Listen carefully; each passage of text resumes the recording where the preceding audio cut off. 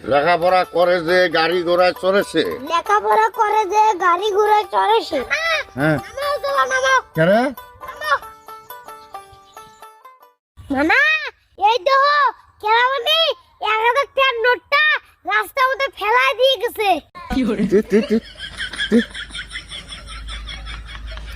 দুই, তিন, চার, পাঁচ, ছয়, সাত, আট। নানা তুমি এডি কি করলা? কে ইনসাফ করলাম, ইনসাফ বুঝছ নাই?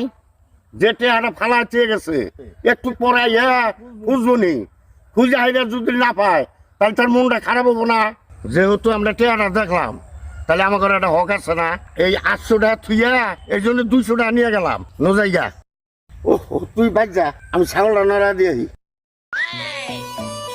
কি নানা এই তোমার ইনসাফ অর্ধেক দে ভাই। যাও দিকে যাও।